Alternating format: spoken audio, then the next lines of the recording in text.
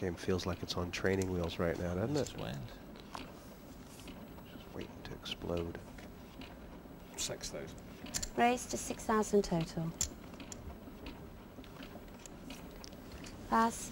And, oh, Call. has Cleary caught McGill speeding here? McGill has raised it to 6,000. Ian Cleary has just called, and now John has outflopped him.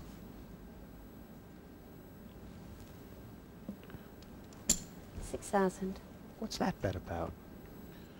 Testing the water.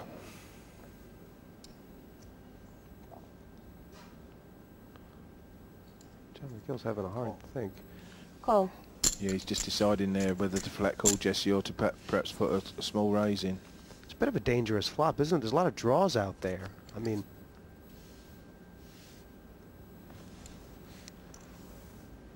there's every chance that Ian Cleary could get this through. 6,000. Yeah, what McGill's doing here though, Jesse, is just letting Cleary hang himself really. If you were McGill, would you stick a raise in here? The flat call, Jesse, is so powerful in this game. You know, everyone thinks, oh, you've got to make moves, you've got to re-raise. A flat call is just very, very powerful.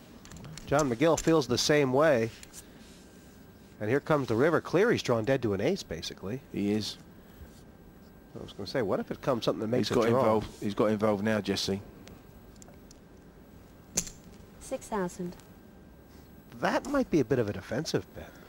Interesting variation on betting. I think McGill just calls here, Jesse. I don't think he'll come over the top.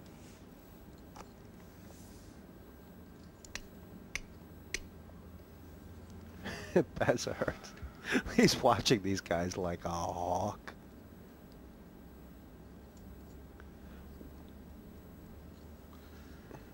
Can't pack at this stage. Call. Call. Okay, gentlemen. John McGill seems a bit bemused by the end there. Has he played it well? He's played it very well because he hasn't risked any chips at any stage in this hand. Nice. Showdown, a pair of nines on the river, not good enough. McGill had the kings all the way, and that'll take the mustard. Well, John McGill, by virtue of two pots early on here, has vaulted to the lead, and that's going to send a message to the rest of the table.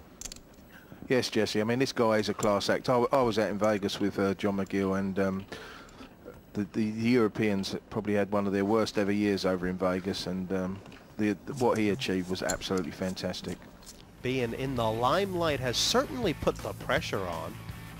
There is pressure on. They're expecting you to be a really good player, but I can play the game okay, but without the wee bit of luck, you're in trouble, do you know what I mean? But there is a certain amount of theory and all that. I have all that, not say down to a T, but fairly well tuned in, but it's a case of if you're not feeling lucky, you know what I mean, you're not going to do good. But at the minute I feel very lucky, I think, and I put a wee bit extra pressure myself, and I feel good when I'm under pressure. I like being put under pressure, so that's what I like about the game.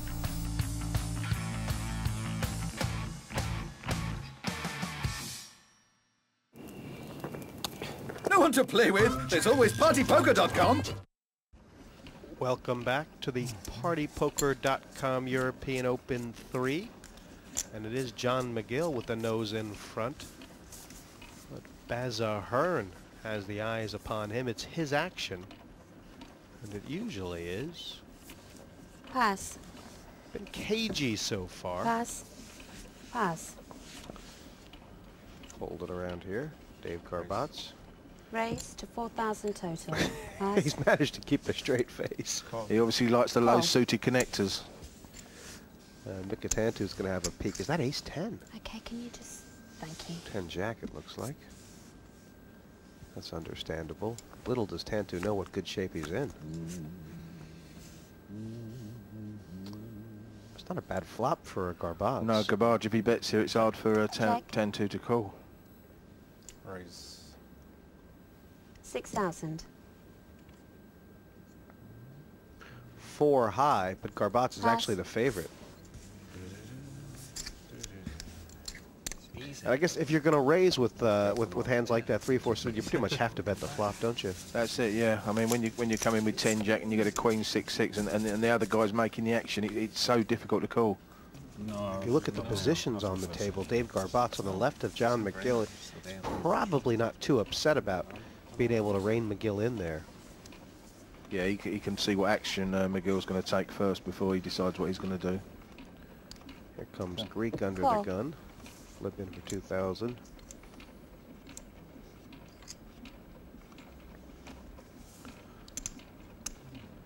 I know we've only played 6 hands, but Johnny Greek has already limped twice. Do you think the other players are going to fix in their mind that maybe, you know, a limp by him is not a strong play? Raise Yeah, no, what that would tell me, Jesse, is that he wants to see some flops. He wants to get some play out of the event. to 12,000 total. And is that why McGill is Pass. raising here with the ace-5 suited, to trying to Pass. isolate maybe? Yeah, he's trying to find out the strength Pass. of Johnny the Greek. Pass. It's a fairly big raise, 10,000 more here for Johnny Greek.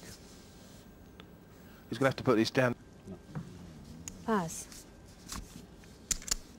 He's such a bully. He's such a spoilsport. I didn't want yous. I didn't want anybody. Nice to have a good friendly game of cards, and along Yeah. comes, you know, Bertie Big Knots.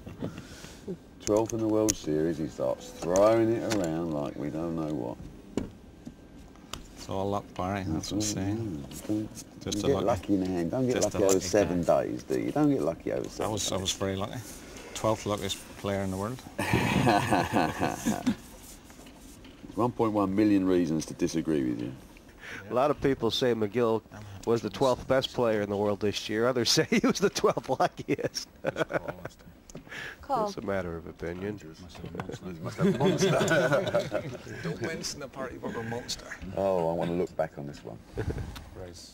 Raise. No, they don't care. Broke out And, in the nucleus. 6,000 total. John Pass. McGill, perhaps Barry Hearn has put him off limping in with the King-9 suited. That's a bit Pass. lackey days Before ago, it's isn't finally it? dead. It certainly Pass. is. And Pass. Garbatz is going to make him pay right away.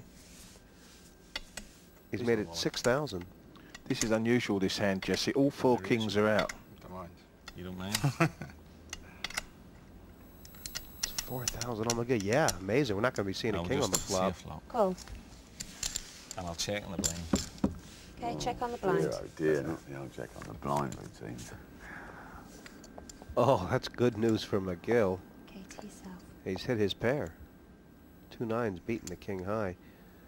Though a 10 or a jack would make Garbatz the best.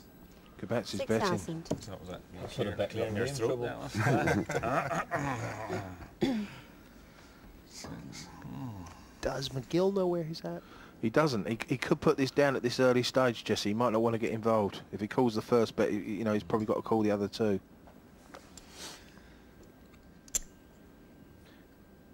Call. That flat call There again. we go again. Yeah. Check on the blind. McGill does seem to be playing anti-aggressive. That might slow Dave up, because he might feel that now that McGill's got a queen and he's trap checking him. Check there. Yeah. Yeah, you'd think Garbatz would be happy for a free card here. 12,000. That's strong.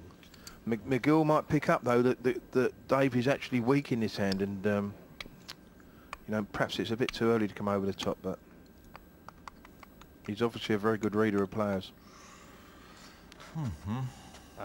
Would Garbatz have bet similarly here if he had had a queen? Fixes. Oh wow. Is he going for a reach again?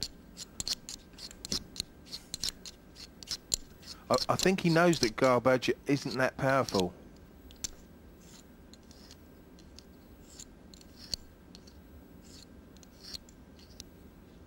Cool.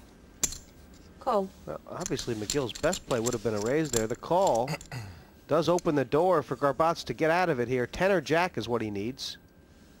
And that 3rd diamond is looking dangerous. I think we'll see him check here, Dave. He's going to just dog it at the end here. Yeah, and if McGill bets, then if McGill bets, he's going to think he's got the queen.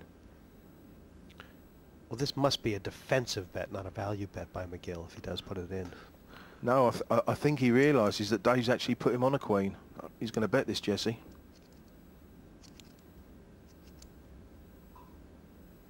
He's just weighing up how much. 25,000.